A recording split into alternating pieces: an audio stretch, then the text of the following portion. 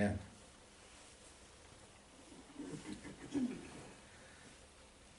So I don't know whether I have mentioned this in my many previous visits to Fond du Lac, but for most of my adult life, I have cultivated a meditation practice of one sort or another. And because I quickly found that sitting cross-legged for extended periods of time was always rather painful, in the 1990s I decided to explore movement meditation, Tai Chi, Qigong to be specific. Now at the time that I began this practice, I really didn't know much about Tai Chi other than it had been long associated with the Chinese Taoist tradition, the Taoist religion. Now prior to that, on visits to San Francisco, my wife Trina and I had seen groups of mostly older Chinese executing the Tai Chi form in a park that was adjacent to Chinatown. And as we would watch them executing this elaborate form, we were quite enchanted by it. And I had also, at that point, read that famous Chinese classic, the Tao Te Ching, and also a lot of teaching stories that were attributed to that quirky Chinese sage Chung Tzu. And so I was kind of enamored of this whole tradition, and even with this limited exposure, however, I decided I was going to give Tai Chi a whirl. And the experience that I had with Tai Chi was very, very positive, and under the tutelage of instructors from the Madison Tai Chi Center, I mastered the basic mechanics of what's known as the Yang-style form in about 2 years. And in the process of doing that, I also learned that this was but one of a wide variety of exercises that fall under the general rubric of Qigong. And while serving at the First Unitarian Society in Madison these past 30 years, pretty much every year for about 10 years, I taught a rather graceful type of Qigong, a form that is known as the Japanese crane, which I still actually practice today. And this leads up to the topic that I wanted to address today.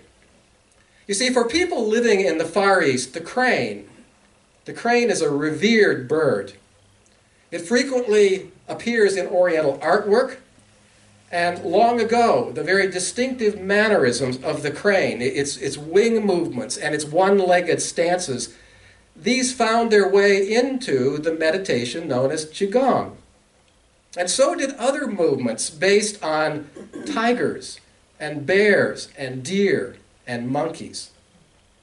Because the roots of Qigong are very, very ancient. They harken back to a time when people believed that by imitating certain animals, their energetic qualities could be appropriated by us humans. The agility of the monkey, the swiftness of the deer, the strength of the bear, the cunning of the tiger. And so these early people practiced what anthropologists call sympathetic magic, which allowed them to commune with other animals and which helped them to cope with the dangers and the vicissitudes of their surrounding environment.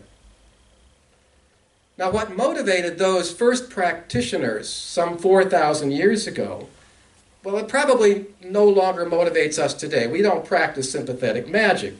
And so we utilize Tai Chi and Qigong primarily for its therapeutic benefits. It promotes greater body awareness, suppleness, flexibility.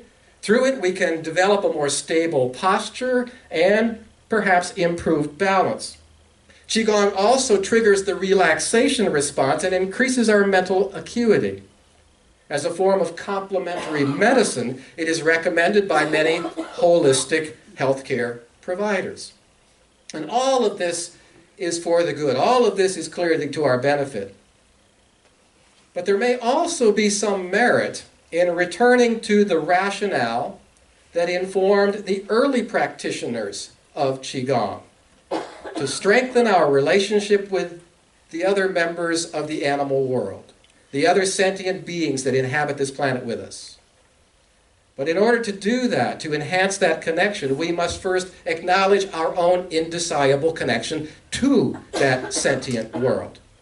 And that is a sensibility that we, in our modern, technologically oriented and increasingly urbanized culture, that is a sensibility that many of us have pretty much forfeited. And so accepting for the domestic creatures with which we share our homes, or that live in our barnyards. Our exposure to the wild inhabitants of our planet, those are minimal at best. So how are we to go about achieving a greater sense of relatedness? How do we develop a greater appreciation of their lives, not just the lives of other human beings with whom we regularly commune? Well, the current environment doesn't much lend itself to forging those connections, nor do our habits of thinking. The great Western religions, as that passage from the book of Genesis suggested, those great religions have insisted that we human beings, are a special and unique creation. That the finned and the winged and the four-legged really have nothing to do with us in terms of our fundamental relatedness. And this, to the earth's sorrow, is where that ideology of separateness and special creation has left us today. Now, the authors of Genesis aren't solely responsible for this state of affairs. I don't want to pile this all on the Bible, because the Greek philosophic tradition is equally culpable. Socrates and his student Plato were eager to bestow upon human beings a status that placed us at a considerable distance from other sentient beings and from the natural world itself. And thus, Plato, as we all know, argued that the phenomenal world revealed to us by our five senses, that this is really a dream world. It's an unreal world. It's merely a shadow of those ideal forms that exist on a higher plane and that can only be expropriated and understood intellectually by the rational soul, which is uniquely human. As David Abrams writes, European civilization's neglect of the natural world and its needs has clearly been encouraged by a style of awareness that disparages sensorial reality, that denigrates the visible and the tangible order of things on behalf of some absolute source that is assumed to exist entirely beyond and outside this bodily world. The psyche is that aspect of oneself that is refined and strengthened by turning away from the ordinary sensory world in order to contemplate these eternal forms. That's Platonism. Now, Socrates, a primary source of inspiration for both Plato and Aristotle, Socrates spent his adulthood cultivating the life of the mind in the urban environs of Athens.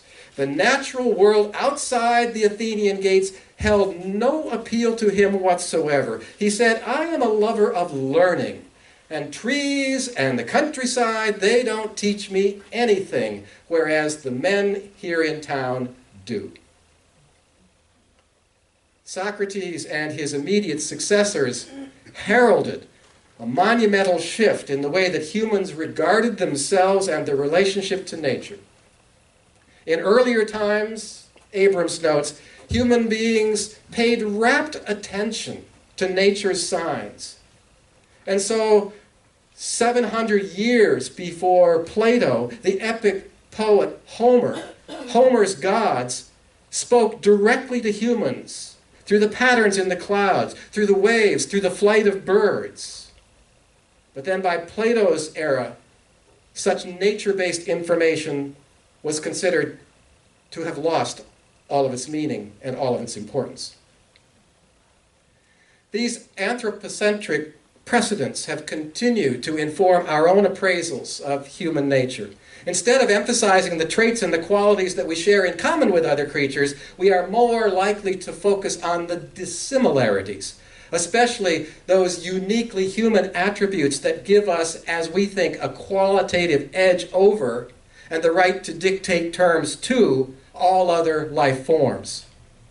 So never mind that human beings share 96% of a chimpanzee's genes, that we share 92% of a mouse's genes. Shouldn't that make it clear that we are more like them than different? Still, is it not true that unlike the mouse and unlike the chimpanzee, we humans have risen to self-consciousness and we possess this unique talent for abstract thought, writing, record keeping. These have been a major factor in the rise of human civilization, and they were, writing, reading, the harbingers of today's advanced technologies. But these marks of human superiority have also proven to be something of a double-edged sword, for by divorcing ourselves from nature, we have become less and less able to see anything in nature except a pretty picture, a photograph, and to hear anything in nature other than indecipherable chatter. Despite Charles Darwin's evolutionary insights, it has been extremely difficult for us to reweave ourselves into the intricate and interdependent web of life, regardless of what our Unitarian Universalist seventh principle affirms. Because we are too invested in a fanciful, self-congratulatory view of ourselves, which is something that Montaigne recognized 400 years ago. It is, however, an extremely important task to undertake. For in our hubris, we've made something of a hash of things. Biologists and earth scientists now label the era that we live in the Anthropocene because of the tremendous pressure that the human species is exerting on our planet. The latest of Earth's 5 major extinctions took place 66 million years ago, and we will undoubtedly be the prime mover of the 6th great extinction, in which 75% or more of the Earth's species will eventually be rendered extinct. Our world, the British climatologist James Lovelock solemnly observed, our world is suffering from what he called disseminated primatomia. Disseminated primatomia. It simply means a plague of people. Now, this may not be something that we can think our ways out of. What seems to be called for is a shift in consciousness rather than a new set of technocratic solutions. If there is anything unique about the human animal, the British philosopher John Gray has written, it is that it has the ability to grow knowledge at this accelerating rate while being increasingly and chronically incapable of learning from its experience. And even with the means, should we have the means to stave off some of the more horrific consequences of climate change and species depletion, the question is, do we have the requisite will to take those steps? The mass of humankind, John Gray continues, is not ruled by its intermittent moral sensations, still less by its sense of self-interest, but rather by the moods and the needs of the moment. Long-term thinking is something that we have a hard time engaging in. Where there's a will, there's a way. That's the old cliche. So where do we find the will to take the difficult but indispensable steps that we have to take to redeem this planet? Well, perhaps an indispensable first step in healing this increasingly dysfunctional relationship is to grow into an awareness of the myriad ways in which the planet's and our own interests dovetail. Now, for that to happen, we must look for opportunities to experience sensorially our relationship with other living creatures, other sentient beings. As Diane Ackerman writes in her brilliant book, A Natural History of the Senses, we have much to learn from and about the senses of animals.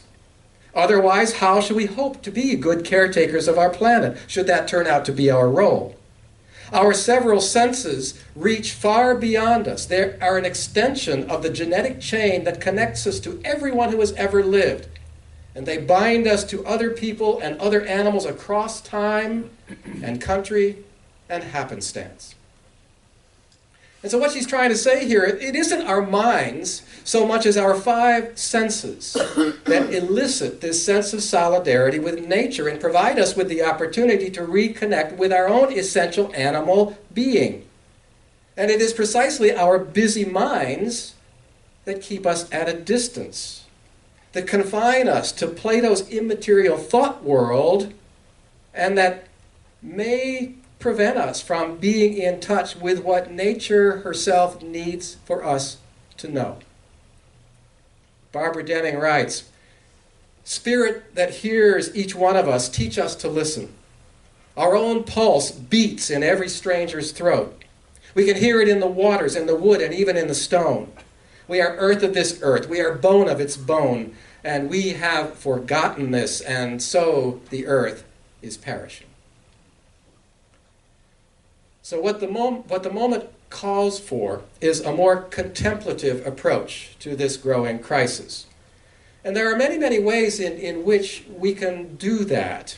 For instance, I recently ran across the story of a man named Stephen Blackmer. Stephen Blackmer is an environmentalist with a degree from the prestigious Forestry and Environmental Studies program at Yale University. And at first, Blackmer pursued his environmental activism from a strictly secular standpoint. But ultimately, he felt that he really needed to get in touch with some realities that spoke to him at a deeper level. And so he decided to go back to school. He went back to Yale Divinity School. And he eventually became ordained as an Episcopalian priest. And today, Blackmer presides over an open-air church of the woods, which he founded in a New Hampshire forest. In Blackmer's view, sustainable service to the planet must be accompanied by deliberate efforts to reconnect spiritually with the ecosystem that one inhabits. And so his favorite biblical text is one that describes Moses' notable encounter with the burning bush. And in that particular vignette in the Bible, the Lord says to Moses, "Take off thy shoes, for the ground on which thou art standing is holy ground." And Blackmer takes that particular statement of the Lord's at face value. And so when he goes into the woods, to the Church of the Woods, he performs the Eucharist barefoot beneath the forest's canopy. He says we must think of all ground as holy ground. But without such recognition, there is no way, he believes, out of our ecological woes. Now, lots of people today, I'm sure lots of people in this room, participate in outdoor activities. I do. I was out running this morning by Lake Mendota.